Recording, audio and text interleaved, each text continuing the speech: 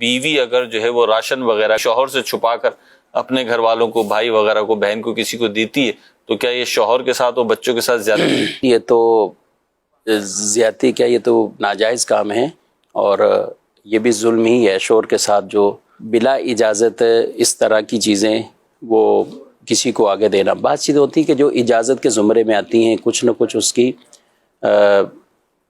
اجازت شوہر کی طرف سے ہی موجود ہوتی ہے۔ جیسے ہمارے یہاں نارمل کچھ صدقہ کرنا، کچھ ایسی چیزیں، یہ بھی لوگوں کی مختلف آمدنی پر ہو سکتا ہے کہ کسی کی آمدنی کم ہے، کسی کی زیادہ ہے۔ کسی کے یہاں خواتین باہر جاتی ہیں، مارکیٹ میں بھی کچھ خرید و فروخت کرنے گئیں اور وہیں پر جا کر اگر انہوں نے کچھ صدقہ کر دیا، فقراء پہ تصدق کر دیا تو اس کی اجازت ہوتی، لیکن ہر ایک کو ایسا نہیں ہے کہ ان کو اس طرح کی اجازت ہو۔ تو جتنی لمٹ ہے، جتنی پرمیشن ہے وہ تو کر سکتی۔ ٹھیک ہے، گھروں میں اس طرح نارمل ہوتا نہیں ہے یہ کہ سامان اٹھا کر کہیں دینا۔ جیسے کئی مہمان جاتے ہیں تو اپنے گھر میں کوئی چیز ہوتی ہے تو وہ لے کے چلے جاتے ہیں، کچھ کھانے پینے کی چیز بھی لے کے جاتے ہیں،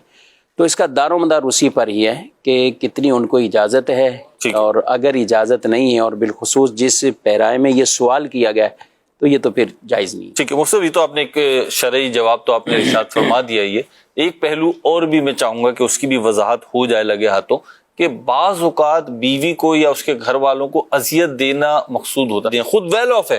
ماشاءاللہ کھاتا پیتا ہے اور اسے کوئی پرابلم بھی نہیں ہے، کسی اور کو دے دو، اپنے بھائی کو نہیں دینا، اپنی بہن کو نہیں دینا، اپنی ماں کو نہیں دینا، تو یہاں پہ شوہر کو کیا نصیحت کریں گے؟ فقہی مسئلہ تو آپ نے بیان فرمایا۔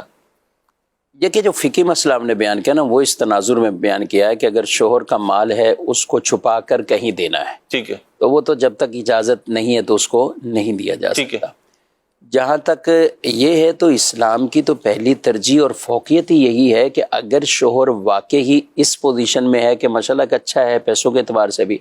اور اس کے ارد گرد چاہے اس کے بہن بھائی ہیں یا اور کوئی قریبی رشتہ دار ہیں کہ وہ اس حالت میں ہیں،